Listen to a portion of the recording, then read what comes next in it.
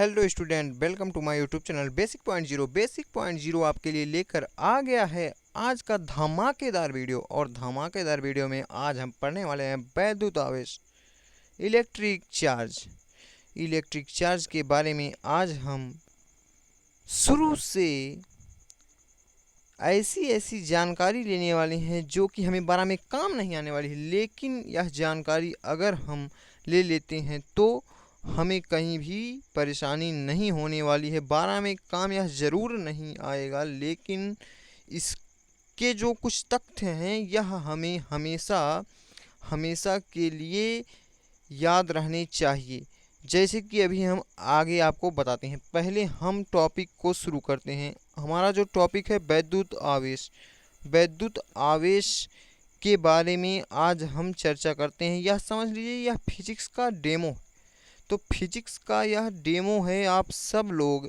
यह डेमो देख करके हमें बताइएगा, कमेंट में अवश्य बताइएगा कि यह फिजिक्स का डेमो कैसा रहा। प्लीज़ आप लोग हमें अवश्य बताइएगा। अब हम वीडियो को शुरू करते हैं। वैद्युत आवेश की जो 12th की परिभाषा है, 12th की परिभाषा कुछ इस प्रकार से है कि वैद्युत आवेश इलेक्ट्रॉनों के सतत प्रवाह को आवेश कहते हैं। एक लाइन में ये क्या आप बता दिए, या तो 10th से भी जो है छोटी परिभाषा बता रहे हैं। तो इलेक्ट्रॉनों के सतत प्रवाह को ही इलेक्ट्रॉनों के सतत प्रवाह को ही वैद्युत आवेश कहते हैं।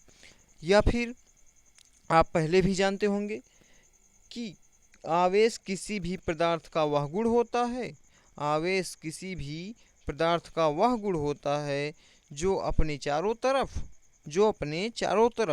अर्थात 360 अंश का कोण आप जानते होंगे। किसी भी बिंदु के चारों तरफ का बना कोण 360 डिग्री का कोण कहलाता है। तो किसी भी पदार्थ का वह गुण जो अपने चारों तरफ वैद्युत तथा चुंबकीय क्षेत्र उत्पन्न करता है उसे हम वैद्युत आवेश कहते हैं। ऐसे तमाम परिभाषाएं वैद्युत आवेश की हैं, लेकिन हम जो है आज यही जानेंगे कि इलेक्ट्रॉनों के सतत प्रवाह को ही वैद्युत आवेश कहते हैं। तो वैद्युत आवेश जो होता है यह आपको पता होगा, यह दो प्रकार का होता है। आवेश क्या होता है यह तो हम जान ही गए कि इलेक्ट्रॉनों के सतत प्रवाह को आवेश कहते हैं। और आवेश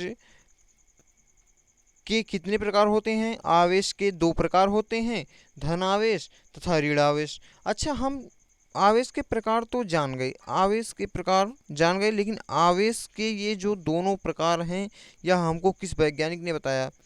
तो आवेश के दोनों प्रकार फ्रैंकलिन नामक वैज्ञानिक ने बताया। फ्रैंकलिन ने हमें यह बोध कराया कि आवेश दो प्रकार के होते हैं, एक धन आवेश, दूसरा ऋण आवेश। और जो आवेश में कुछ महत्वपूर्ण तथ्य यह है कि आवेश जो होता है दो प्रकार का होता है। यह तो अपने आप में एक महत्वपूर्ण क्वेश्चन बनता है, लेकिन इसके खोजकर्ता जो हैं इनका भी बहुविकल्पी क्वेश्चन बनता है। तो यहाँ पर आवेश के जो खोजकर्ता हैं फ्रैंकलिन इनका पूरा नाम नहीं है, लेकिन अभी हम यही जानेंगे कि आवेश के खोजकर्ता फ्रैंकलिन है। आवेश का जो मात्रक है, आवेश का एसआई मात्रक की अगर हम बात करें तो आवेश की एसआई मात्रक जो होता है वह कूलाम होता है। आवेश का एसआई मात्रक कूलम्ब अथवा कूलाम होता है। तो आवेश को अगर हम यह जाने कि आवेश की जो सबसे छोटी इकाई होती है, आवेश की जो मूल आवेश अर्थात मूल आवेश जो सबसे आवेश की छोटी इकाई होती है। मूल मतलब बेसिक, तो मूल मतलब बेसिक होता है। बेसिक मतलब बेसिक पॉइंट जीरो ही आपको बताएगा। तो यहाँ पर मूल आवेश क्या होता है? मूल आवेश का जो मूल होता है अर्थात आवेश का मूल आवेश क्या है? मूल आवेश इलेक्ट्रॉन है, इलेक्ट्रॉन। और यहाँ पर देखिए E-, इसे हमें किसने बताया था? इसको जो है E-, यह जो बोध कराने वाले, हमको बताने वाले वैज्ञानिक है टॉमसन। टॉमसन ने इसे हमें बोध कराया। और यहाँ पर अगर हम ई माइनस लिखते हैं तो यह इलेक्ट्रॉन है, और यहीं पर अगर हम प्लस कर देते हैं तो यह प्रोटॉन है, और यहीं पर अगर हम 2 से गुणा कर देते हैं तो यह अल्फ़ा है। और ऐसे ही बहुत महत्वपूर्ण तथ्य हैं। कुछ लोग अभी अपना मत इस पर दे रहे हैं कि आवेश का सबसे छोटी इकाई 2q/3 तथा e/3 होता है, लेकिन इस पर अभी हम चर्चा नहीं करेंगे, क्योंकि जो चीज़ें अभी साबित नहीं हुई हैं उस पर हम क्यों चर्चा करें। यहाँ पर अभी हम यही जानेंगे कि आवेश की जो सबसे छोटी इकाई होती है वह इलेक्ट्रॉन होती है। इलेक्ट्रॉन इलेक्ट्रॉन पर अच्छा हमको आप भार बता सकते हैं कि जो इलेक्ट्रॉन होता है उस पर कितना कितना भार होता है। यहाँ पर अगर हम देखें इलेक्ट्रॉन पर तो -1.6 इंटू 10⁻⁻19। और यहाँ पर अब यहीं पर कई लोग कन्फ्यूज यह होते हैं कि यहाँ पर इलेक्ट्रॉन का भार कौन है और प्रोटॉन का भार कौन है तथा अल्फा का भार कौन है। तो यहाँ पर आपको हम बता दें कि इलेक्ट्रॉन का यह जो भार दिया हुआ है यहाँ पर वह -1.6 इंटू 10⁻⁻19 है। तो माइनस यहाँ पर इलेक्ट्रॉन का है, हमें बस यही ध्यान देना है। P से प्रोटॉन और P से पॉजिटिव, P से प्रोटॉन P से पॉजिटिव।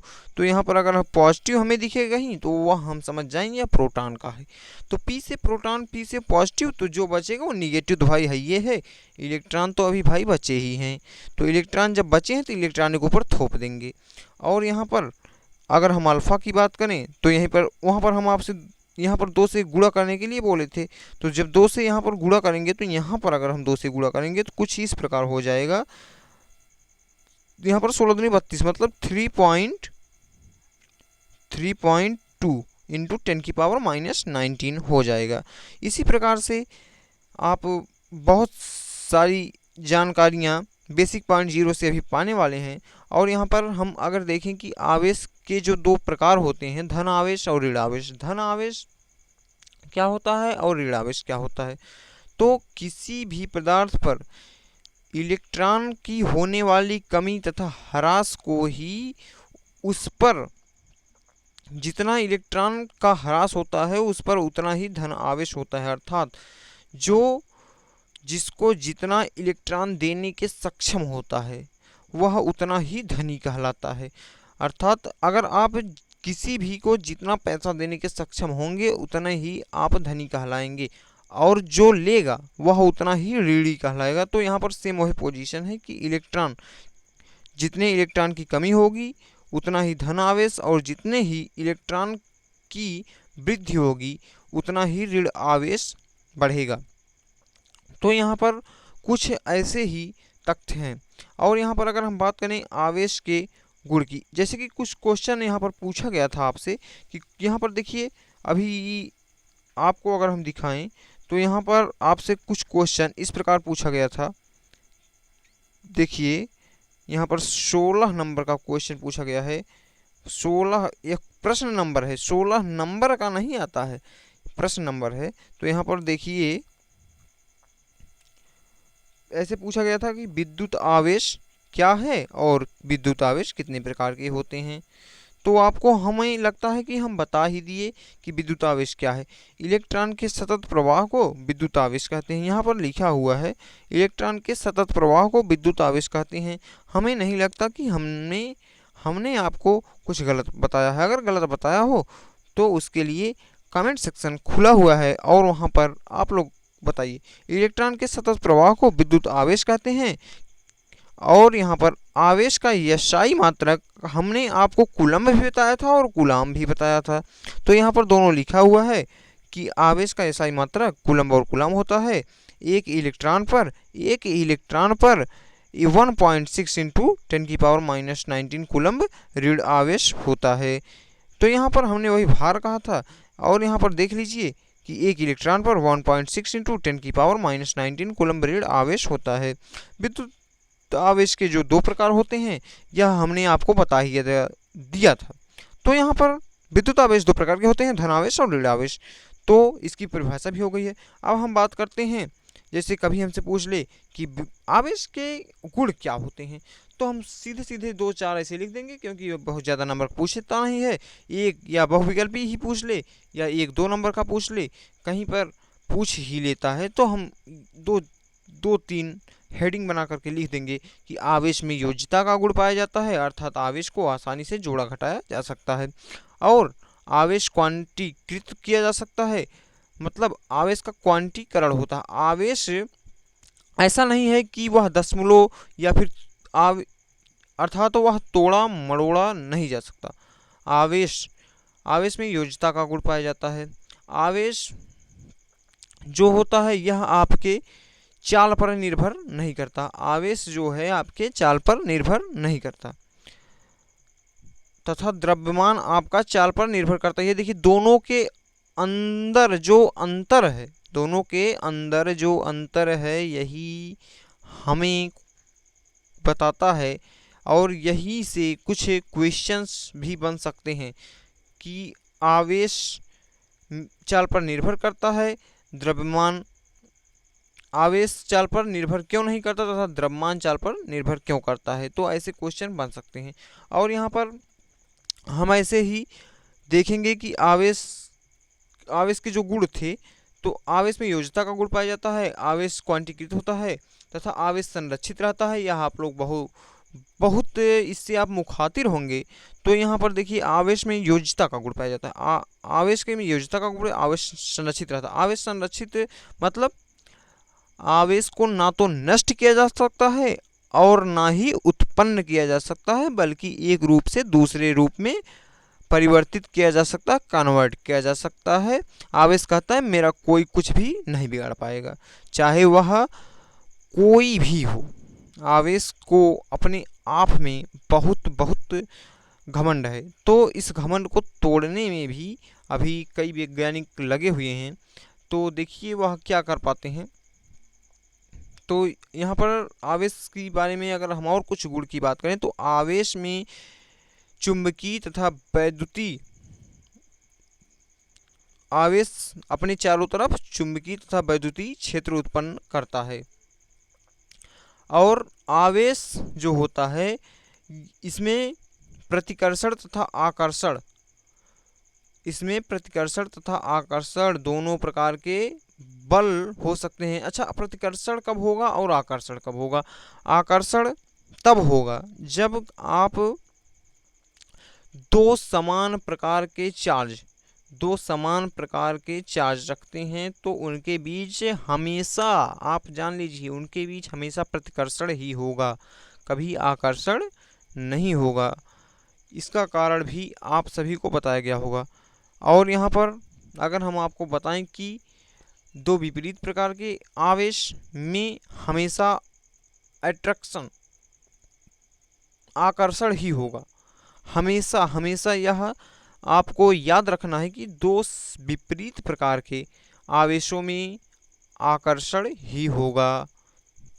तो बस ऐसे ही कुछ गुण थे, और ऐसे ही बस छोटी सी क्लास थी जिसमें आपको बस कुछ ही, हमें तो मेन इसमें बताना यह था कि आवेश के जो दो प्रकार हैं उस वैज्ञानिक का क्या नाम है, और आवेश नहीं, इलेक्ट्रॉन पर जो ऋण आवेश तथा प्रोटॉन पर जो धन आवेश, ऐसी जो हमें जिस वैज्ञानिक ने यह हमें बोध कराया उसके नाम को जानने के लिए यह वीडियो था। तो 1.6 इंटू 10⁻⁻19 यह जो मान हमें बताया है, उन वैज्ञानिक का नाम मेलिकन है। मेलिकन नामक वैज्ञानिक ने बताया कि 1.6 इंटू 10⁻⁻19 इलेक्ट्रॉन पर यह भार होता है। तो और यहाँ पर हम देखेंगे कि इलेक्ट्रॉन ये हो गया, और यहाँ पर आप देख सकते हैं कि फ्रैंकलिन नामक वैज्ञानिक ने बताया कि आवेश दो प्रकार का होता है और इलेक्ट्रॉन पर माइनस चार्ज जो होता है वह हमें थॉमसन ने बताया। तो तमाम प्रकार के वैज्ञानिक आए और तरह तरह के मत दिए। आप रदरफोर्ड के बारे में पढ़े होंगे, थॉमसन के बारे में पढ़े होंगे, चैडविक के बारे में पढ़े होंगे, ऐसे तमाम प्रकार के वैज्ञानिक आए और अपना अपना मत दिए। तो आज के इस वीडियो में बस इतना ही। यह वीडियो में जो भी त्रुटि हो उसे आप लोग कमेंट में बताएं और यह वीडियो किसी भी विशेष क्लास के लिए नहीं थी, बस यह सामान्य ज्ञान से समझ लीजिए।